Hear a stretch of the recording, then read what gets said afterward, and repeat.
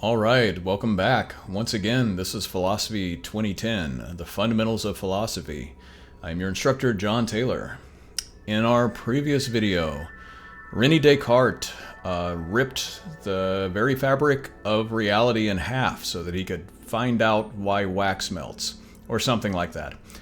And we talked about rationalism. So in this one, we're going to talk about empiricism. And let's jump right into it.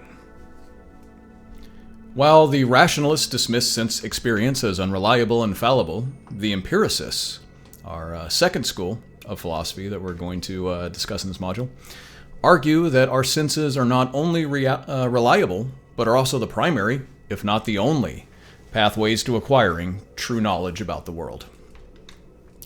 The British philosopher John Locke was among the leading empiricists of his day. In his essay concerning human understanding, Locke criticizes Descartes. He criticizes Descartes about a lot of things, starting off with his skeptical method regarding sense experiences. Doesn't care for it. Doesn't care for Descartes' skepticism. So, according to Locke, if we're unsure about whether our ideas about the external world are real or dreams, maybe we should ask somebody, hey, are you seeing this too? Are you seeing this unicorn, hippogriff, whatever? Are you seeing Descartes by his fire in his dressing gown writing the Meditations? Are you having the same sensory experience that I am? By talking to each other, something that had Descartes left his room more often, he might have been able to do, we can verify whether we're having the same experiences. And that's something that can provide evidence that there are, in fact, external objects in the world because we agree on those. We can leverage intersubjectivity. We can talk to our peers and determine that we are all seeing the same objects. Also, we can verify that there are objects in the external world that are causing ideas in our mind because we don't get visual sense data unless we use our eyes. There seems to be some correlation between the sensory organ that we use and the type of sense information that we receive. It doesn't seem to just sort of pop into our minds spontaneously. It seems like our eyes are actually in some way receiving information from the world. And if someone is, for example, born blind or deaf, they are not going to have the same sorts of visual or auditory experiences that the rest of us have. Locke thinks that that's significant.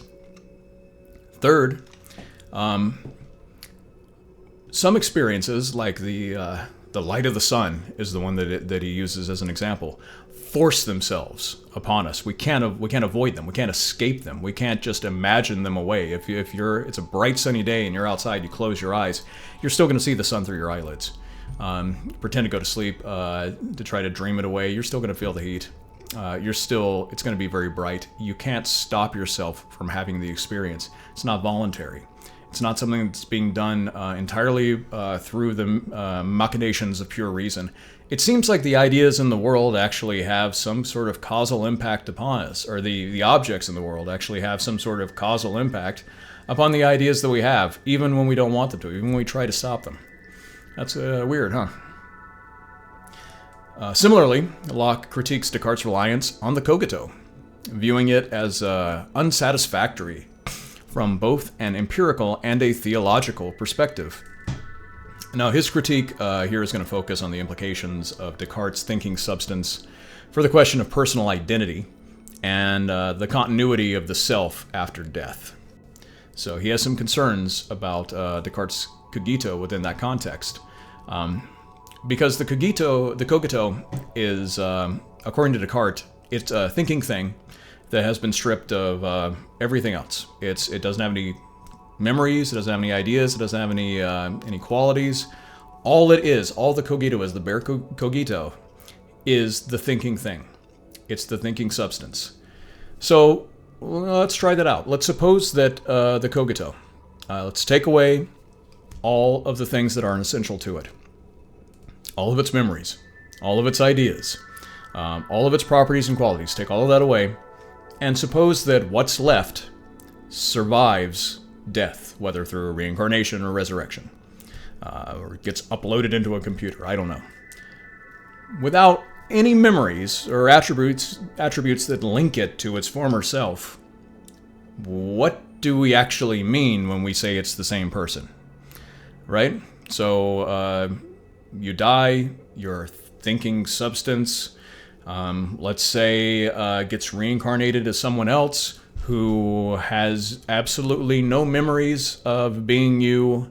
Nothing of you remains except the bare fact of a thinking substance.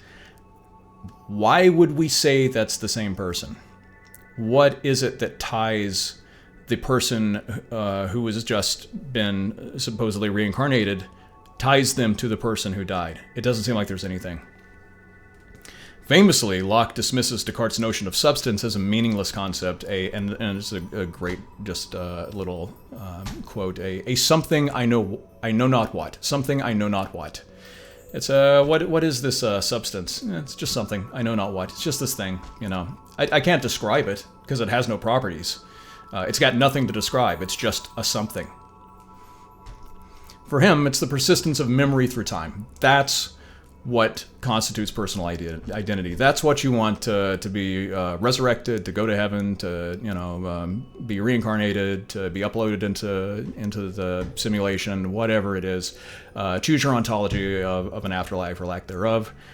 It's memory, not the existence of some bare thinking substance. That's the thing that Locke thinks you need, the continuity of memory. That's what ties it together. Without that, it's not the same person.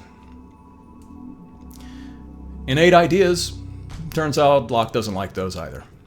If human minds arrived already preloaded with true knowledge of the world, like it's a Windows operating system, and you buy a new mind and it's already got all of the ultimate truths of reality pre-stocked, we would expect to see some sort of widespread agreement on that, right? We would all supposedly have the same true ideas already installed, so people would be agreeing on things. There would be something like universal assent. We wouldn't have all these arguments. Philosophy wouldn't need to happen. We wouldn't have these disagreements because we all already know the truth. It's all already there. We don't have to look in the world. We don't have to discuss. We don't have to find teachers. It's like Socrates drawing the recollections of geometry from Meno's slave. We can just get to it that way, but that doesn't seem to be the case, does it? Seems like people disagree about stuff. We would also expect that children would sort of pop out already knowing these universal truths. Like, as soon as they start to talk, they would be like, "Oh, it's all forms." Yeah, mom and dad. Just so you know, everything is forms. And also, that doesn't seem to happen. We don't find universal assent.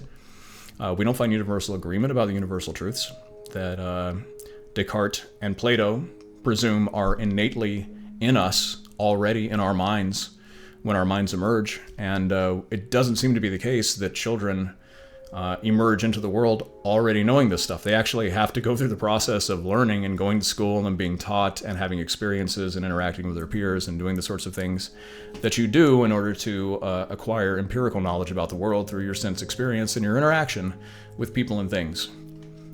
It's a crazy notion. Locke has a counter-proposal, though, and it is that the mind, in fact, arrives completely empty. It's an empty vessel.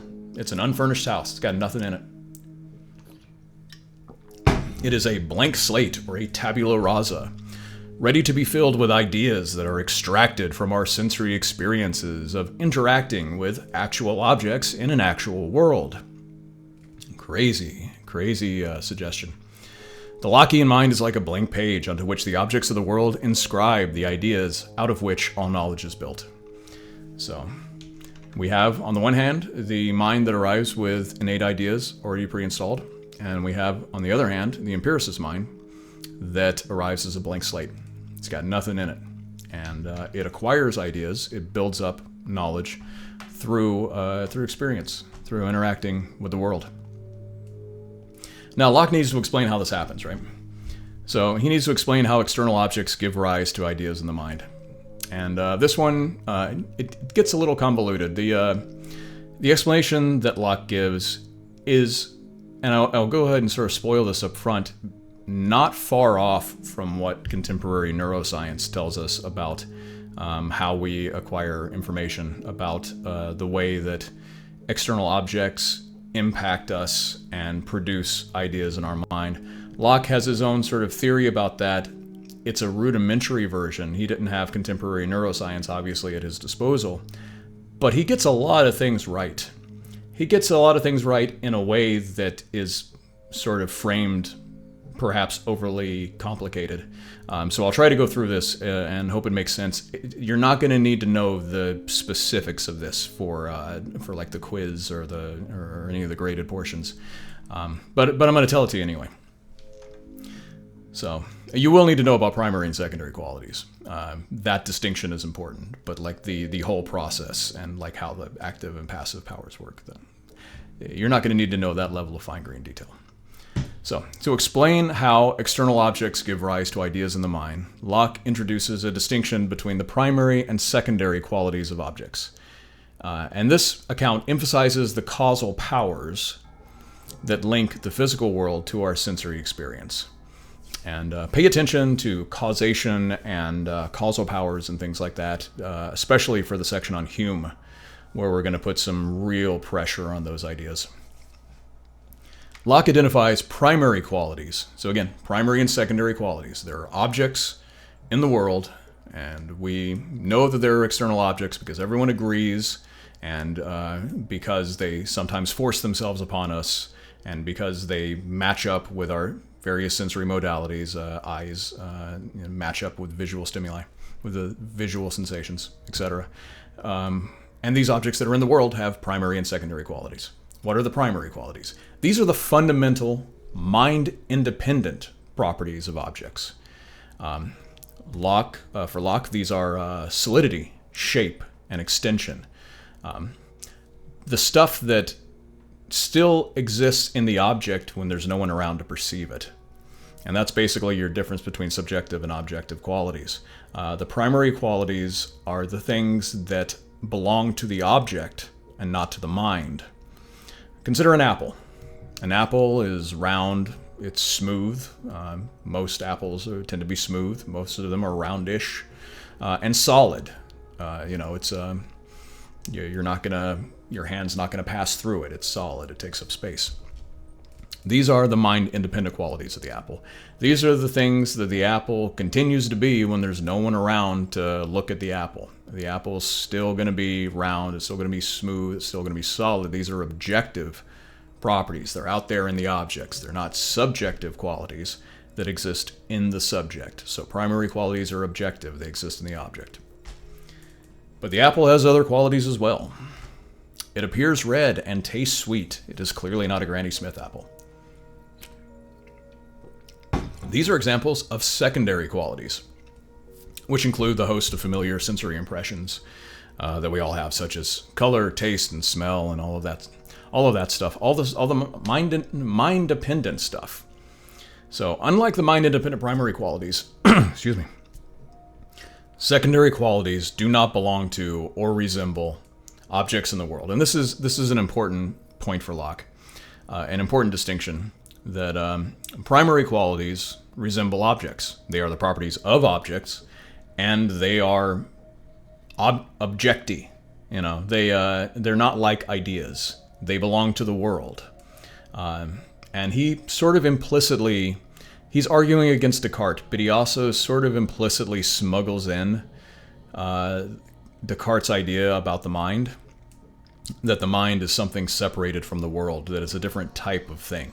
He doesn't like to talk about substance, but whether he acknowledges it or not, his view of the mind still has some Descartes, has some Cartesian residue to it. So we have the primary qualities that are in the objects. They don't resemble ideas that are in the mind. The world is world-like, the mind is mind-like. Secondary qualities do resemble ideas, and that's how they're going to produce ideas in us. Because nothing can produce an idea that does not resemble an idea. And we'll sort of put more pressure on that point when we get to George Berkeley. But for right now, keep in mind that secondary qualities do not belong to or resemble objects in the world. They are subjective. They have their existence in the mind alone. They are not objective. They are not in the object. Primary qualities are in the object, primary qualities are in the object, secondary qualities are in the subject. So we need a way to get primary and secondary qualities to talk to each other, and then to get the secondary qualities into the mind as ideas. That's what we're trying to figure out the mechanism for. We're trying to put the world back together. Descartes broke the world apart, and Locke is trying to put it back together here. A lot of philosophy is going to be trying to put the world back together after Descartes breaks it. And then Kant's going to come along and break it even more. In Locke's account, secondary qualities are produced in the mind by the primary qualities of objects. So primary qualities produce secondary qualities. How do they do this? Primary qualities possess an active power to impress themselves upon our sense organs as impulses. I'll say that again. Primary qualities possess an active power to impress themselves upon our sense organs as impulses. And again, this is not unlike what contemporary neuroscience tells us about how we experience the world. That light bounces off of an object, and our sense organs are constituted in such a way that the light causes them to transfer impulses to the brain that are then transduced into sensory experiences.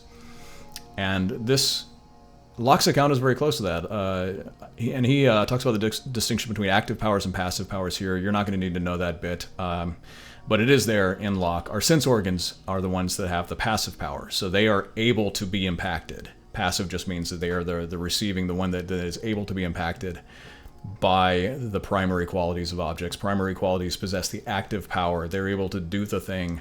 They are able to impress themselves upon the sense organs. But you need both. You need the interaction. And that's how he's trying to tie these two things together, by making them equal halves of this sort of relationship of causal power. And that description of causation by means of powers that things have, capacities, sometimes dispositions, is still around, and there's a lot of good stuff on that. I did some work on that back in the day. So the impulses received by our sense organs are then relayed to our minds as simple sensations. And these simple sensations manifest in the mind as the familiar secondary qualities that we all experience, such as the red color and the sweet taste of the apple. So objects in the world, they have primary qualities. Primary qualities cause impulses. They have the power to cause impulses that impact our sense organs. These impulses are received by our sense organs and then relayed to our minds as simple sensations, which the mind then transforms into secondary qualities. That's where the magic trick happens. And when we get to the philosophy of mind, we're still trying to figure out how that part happens. We don't have a really good theory of how something goes from being an impulse received from the external world to being an idea in the mind. Something changes there. Somehow it goes from a quantity, like the oscillation of light waves, becomes the color red, the experience of the color red in your mind. And it's one of the great unsolved, probably the great unsolved mystery of history, unsolved mystery of history, or of philosophy and of the world. So secondary qualities can be understood as the subjective experiences produced by the causal powers of primary qualities. That's the important bit. These subjective experiences are simple ideas. They're the building blocks from which Locke constructs his account of knowledge. So you get these, that's how you produce simple ideas. And they are simple. They are just like a little patch of redness, an atom of sweetness. And we build up complex ideas out of these. And how do we do that? Simple ideas may be combined, compared, or generalized by internal mental operations that Locke refers to as reflections. And this is Locke's way of saying that we get the ideas from external objects, and then we reflect on them and perform operations through reason, through reflection, that we form more complex ideas out of, and that's how we get the world. That's where the apple comes from, and why the apple isn't just a bunch of little patches of redness or little atoms of sweetness. Excuse me. We're able to combine that. We're able to reflect on these and combine them into the full sort of sensory garden, the phenomenal experience of the world that we have.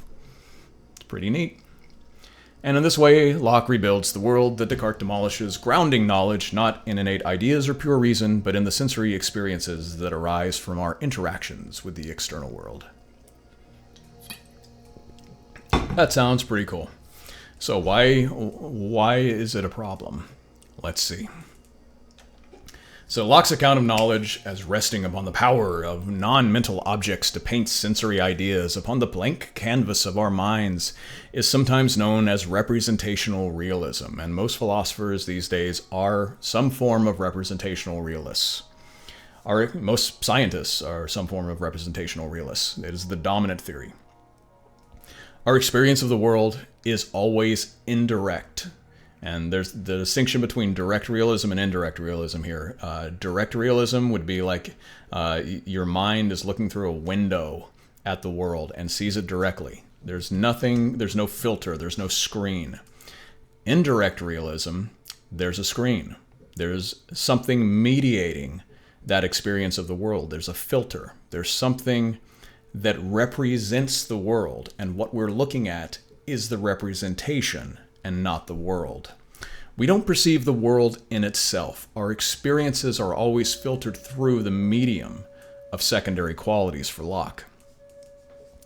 While Locke sought to ground knowledge in sensory experience, his model retains element of Descartes' detached observer, where the mind is separated from the external world by a filter of sensations. We remain immaterial Cartesian minds, watching and evaluating images playing out before us on an internal screen. So it's like we're watching a movie. As the secondary qualities are the film reels, the film strip that we're watching. It's as if experience itself is a veil that has been drawn between our minds and things as they are in themselves. So we're not seeing things in themselves. We're seeing a representation. We're watching a screen where an image of the world is playing out rather than the world itself. Contemporary philosophers refer to this as the Cartesian theater. Recently deceased great philosopher Daniel Dennett came up with that term, and a lot of other great terms for things. Dennett was awesome. Building on this idea of indirect perception, Bertrand Russell, you remember Bertie, he's going to pop up a lot. He's got two articles in this section. Both of them are basically modern ways of unpacking complex ideas that are from, in this case, Locke and Berkeley. And it's the Appearance and Reality article, where he's talking, his sense data theory is basically going to restate Lockean representational realism, and then offer problems from Berkeley that exist for that account, and it is the account that Russell accepts. And then later on, we're going to have another one from Russell on the problem of induction. That's going to be him sort of restating some problems from Hume in more accessible language. And I encourage you guys to read the Russell articles, because he is a great communicator. Honestly, a much better communicator than John Locke, who was a great thinker but not a great writer, even for his time period. In my opinion, other people may disagree on that. But it's often easier to understand Russell's summary of these things than it is to understand the original texts that were written in the 17 or 1800s. So in his article, Russell introduces the term sense data to describe the immediate appearances that form our sensory experiences. Russell describes sense data as the simple, immediate appearances that we perceive, like the redness or the sweetness of the apple. So that's the sense data. It's an atomic sensory building block. It's again like the simple sensations of Locke. Russell's theory is very Lockean. The sense data, again, it's like an atom of redness, an atom of sweetness, an atom of, whatever the smell is of the apple. All of these things come as little individual sensations that we then have to put together. Our mind somehow builds the world picture that plays out on the screen before us out of these atoms. It's like on the TV screen, like old school TVs. I mean, it's still the case with like your computer monitors and your flat screens or whatever, or your phone. I am clearly from the past, but it's like pixels. It's like the pixels on your computer screen. That's a way to think about sense data and simple ideas. And we don't usually notice the individual pixels unless one goes out and turns black on the screen. But we see the picture. We see the overall. We watch the movie. We watch. You're presumably seeing this video of me as a whole person with a blurry background, and not as just a bunch of pixels that each have a little bit of color. And so sense data can be sort of thought of analogously. Or simple Lockean simple ideas or Russellian sense data are similar to the pixels, but it's not just for color. It's also for things like smells, tastes, all of your senses, all of your sensory modalities come in this atomistic form and have to be built up to construct actual full holistic images.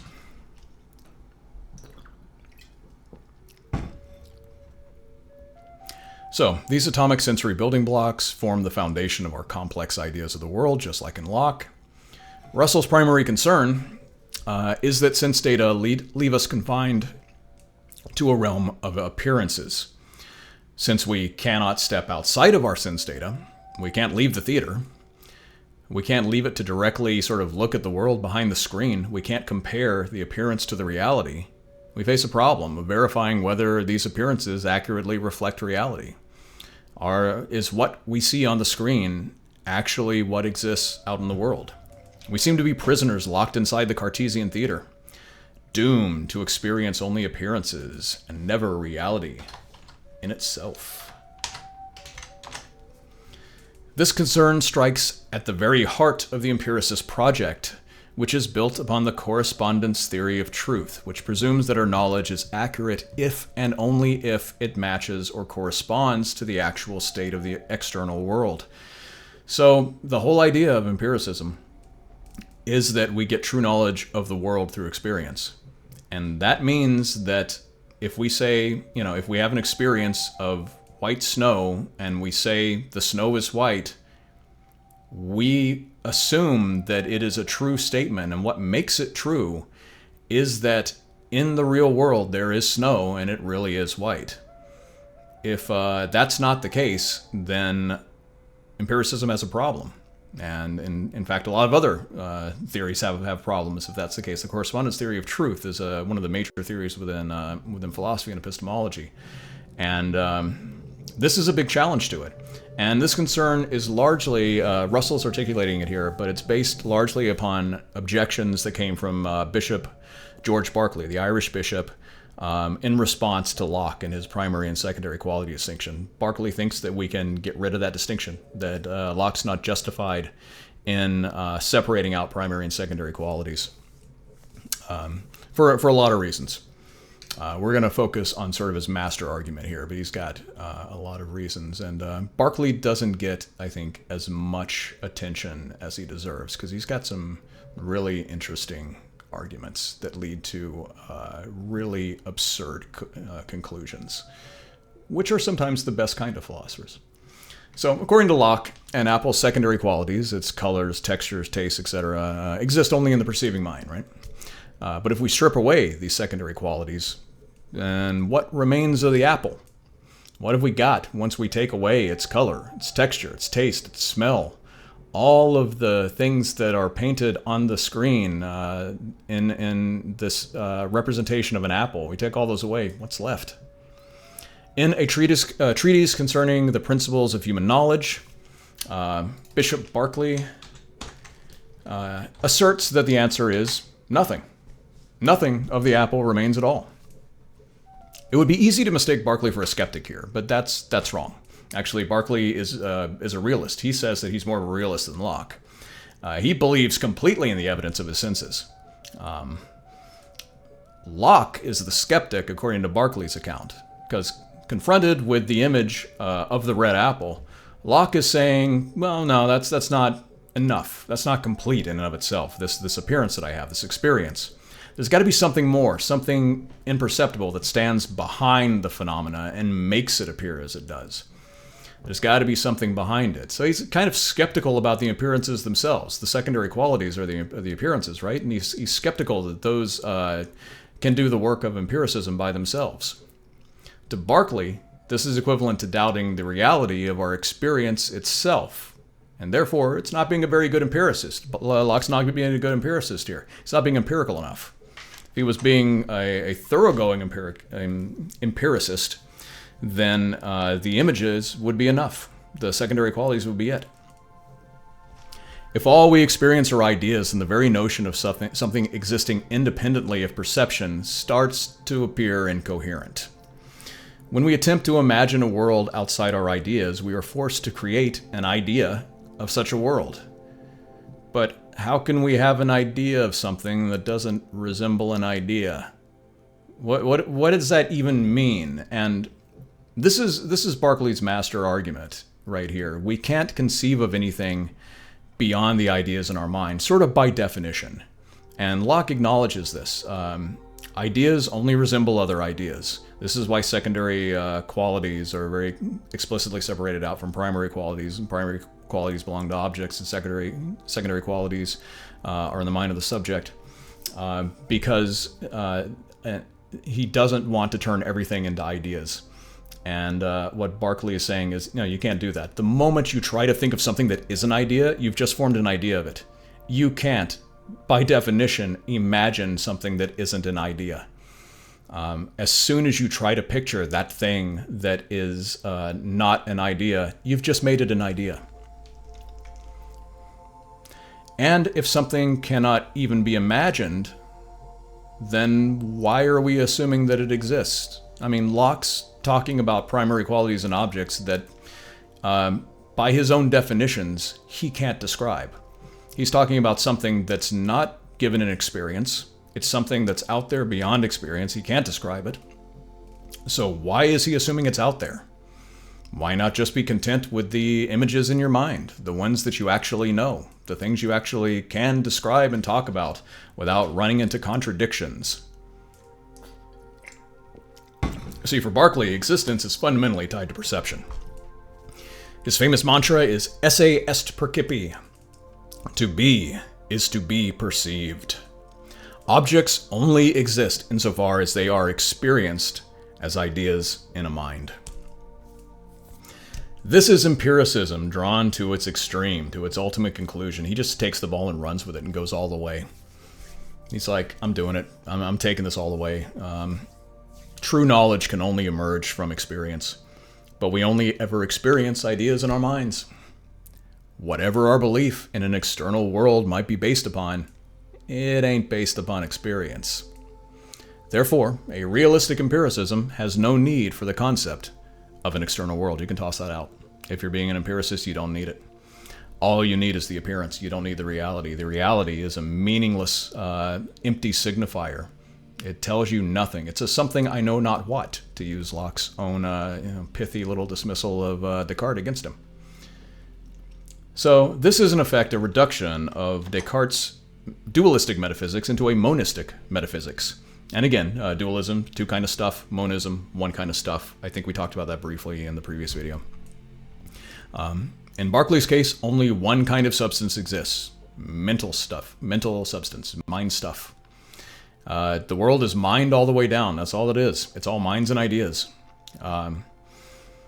Berkeley acknowledges that there's a potential problem with this. I think he accepts that people are going to have some questions. People are not necessarily going to immediately be on board with this project. If objects only exist while they are being perceived, does this mean that they disappear when no one's looking at them? How do we explain the persistence of objects? They seem to not disappear when they're unobserved. It seems like there's consistency in the world. And Berkeley has an answer for it, and I'm going to get to the answer, but there's this wonderful limerick by a guy named Ronald Cox, who I believe was also, I don't think he was a bishop, but he was something like that. There was a young man who said God must find it exceedingly odd to to think that the tree should continue to be when there's no one about in the quad. Quad is just like, the courtyard. Reply. Dear sir, your astonishment's odd. I am always about in the quad, and that's why the tree will continue to be, since observed by yours faithfully, God. That's the answer. Objects like the tree persist because they are always being preserved by a greater mind, the mind of God. He was a bishop, after all. We're all thoughts in the mind of God. That's where Berkeley lands. Material things don't exist. There's no external world. It's minds and ideas all the way down, and things have persistence and are reliable and certain because it's all in the mind of God. That's the great mind that's observing everything. So Berkeley's empiricism leads him to believe that all existence consists ultimately of thoughts within the mind of God. This position has become known as immaterialism or subjective idealism, and there are other types of idealism. Idealism is just a metaphysics that says there's nothing but ideas, and this is one variety of it. So everything continues to exist because God is always looking at it. Let us hope that Berkeley's God doesn't blink. So as counterintuitive as its ultimate implications may seem, something like a Lockean picture of representational realism receives strong support from contemporary neuroscience. I already talked about this a little bit. Phenomena such as blind sight, and there's a link within the written version of this to the Wikipedia article on that, suggest that our perception is not direct, but is instead constructed, much in the way that Locke and Russell are talking about. Our sensory organs are impacted by light waves oscillating along specific frequencies and wavelengths, triggering the transmission of multimodal, that means different types of sensory input, sight, smell, taste, etc. It's multimodal streams of quantitative data. So when we talk about light waves oscillating, we're talking about quantities, specific quantized things out in the world. Quantized data that's transmitted to the brain through our sensory apparatus. This data is then processed and transduced, which is a sort of term of art within the neuroscience of perception. Something called transduction happens, where the quantitative oscillation of light waves along a specific frequency, it's like 600 to 750 nanometers is the color red. At some point, a miracle happens, something magic happens, and that gets transduced into the rich qualitative reality that we perceive. So there is a tension here between quantity and quality, and we're going to do more with that in the next module when we get to qualia in the mind. But these qualities exist only in the brain and not in the quantitative world beyond. The scientific picture of the world is all about quantities. It's all mathematic operations and light waves oscillating and refracting and transferring bits of information. It can all be modeled as information theory. It's all very much like computer terminology in a sense that we will also talk about in the next module. But that's very unlike our experience, right? Our experience is not quantities, it's quality. It's qualitative. There's a certain felt quality to things. There's something that it's like to experience the quality of redness that doesn't seem to be the same thing as light oscillating at 600 to 750 whatever nanometers. There seems to be a difference between what's sometimes called the manifest and the scientific image. So this picture is uncomfortably close to Locke's account and vulnerable to the conclusion suggested by Russell and Berkeley. We find ourselves again within the Cartesian theater, watching the play of ideas across the internal screen, forever separated by a veil of perception from the presumed reality beyond. A conclusion that leads, it seems, directly and inexorably to Berkeley's idealism. And here we should probably recall the logical fallacy called reductio ad absurdum. We didn't get too deep in the last module into logical fallacies, but this one, reductio ad absurdum, is one of the classics. If your argument terminates in a seemingly absurd conclusion, if you're, you got this train of reasoning, you got your syllogism, and the conclusion is something absurd, like no objects exist, it's all ideas, it's all minds, then maybe you should go back and examine your initial premises and consider revising something. In Bayesian reasoning terms, you should maybe update your priors. You should maybe go take another look at things. You might have gotten something wrong. And in our readings, in response to Russell, we've got D.C. Phillips, who agrees that representational theories such as Russell's sense data theory can never provide sufficient justification for belief in an external world. So he thinks Russell's concerns there are absolutely correct. If you're in the Cartesian theater, you can't get out. You can't get behind the appearance to see the reality. But he has a response. He offers a compelling suggestion for a path outside of the theater. One common argument for representational realism is the argument from illusion. So consider a stick. And again, appeal to illusions are often employed as ways to show that we aren't experiencing the world directly, we're experiencing a representation of it. So consider a stick that's been inserted halfway into a container of water. You got like a glass of water, you stick a stick halfway into it. It looks bent, right? We know that the real stick is straight. I mean, you can run tests on it. You can objectively verify the straightness of the stick through the magic of science. But it looks bent. Half buried in the water, it looks like it's bent. It's like it doesn't line up correctly. You can try this out at home. This is not one of those don't try this at home experiments. You actually can try this at home. For the representationalists, such visual illusions represent clear evidence of the disconnect between appearance and reality. What you're seeing does not match what's out there in the world. The stick is really unbent. It just looks bent. The appearance is bent. And that doesn't match the truth. It doesn't correspond. But Phillips suggests that the case is not so simple.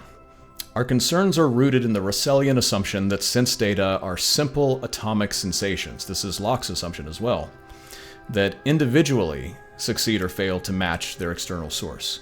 So there's this idea in Russell and Locke that sense data arrive as these individual atomic units that aren't a part of a larger context. This ignores like the full context of the perceptual experience. And this is a subtle point. I'm going to try to do it justice here because I think Phillips is onto something with this. Under what he calls favorable perceptual experiences, under what Phillips calls favorable perceptual experiences, the stick would appear to us exactly as scientific instruments would describe it, as a straight piece of wood. You know, it's laying out on the table. It's in a well-lit room. You're not on any weird drugs that would make it appear otherwise than it does. We're in the optimal perceptual conditions, the optimal perceptual context, favorable circumstances for having a really true, good, justified, what's called a veridical perception of the stick. But being partially submerged in a container of water, that's not a favorable condition. That's an unfavorable circumstance for perception, according to Phillips, and I think to common sense. We know this because we understand how light and water work. We understand that water has a property to refract light in such a way that straight lines appear to be distorted. We know the science behind why it appears bent, even though it's straight. And when we take the whole context into account, the stick appearing bent is not a mystery. It will be a mystery if it looks straight, given what we know about water and sticks. Appearing bent is exactly what we would expect of the stick, given what we know about optical mechanics, about the capacities or powers of water to refract light in certain ways. It's not mysterious if you take the whole context into account. And what Russell and Locke seem to be doing is abstracting these individual sense data or simple sensations out of their context and treating them as if they can be analyzed in isolation from the whole context. And you can't do that. That's not how the world works. Things change in different contexts. The context matters, is relevant to the visual experience, to what Russell would call the appearance. And I think Phillips is wanting to deny that appearance-reality distinction exists in the first place. If we thus consider the context of the perceptual experience as a whole, holistically, rather than abstracting the stick into a context-free sense datum, then our experience appears to require no representational medium. We don't have a reason to invoke sense data. We don't have a reason to invoke secondary qualities. We can just say that we are perceiving the world directly, what's called direct realism or naive realism. And there's a lot of good theories out there that support this. We're not gonna have time to get into them, but this is a live theory. Representational realism is the dominant theory, but there are a lot of good theories of direct or naive realism that exist out there, and it's honestly a question I go back and forth on. I think there's good arguments on both sides. But I agree that naive realism might be the only way that we avoid Berkeley's conclusion. The only way that we get outside of the Cartesian theater. If we make the move at the beginning to accept the representationalist picture, then we're looking at an image of the world, not the world. And there's no way we can get outside of that and compare the two. There's no way we can stand outside of experience to compare experience with the world. That's just not how it works. There's no view from nowhere. And that's a problem. That is a serious problem for philosophy. And we're gonna, I think, stop this one there before my voice gives out completely, and we're gonna come back in a little bit to talk about David Hume and Immanuel Kant.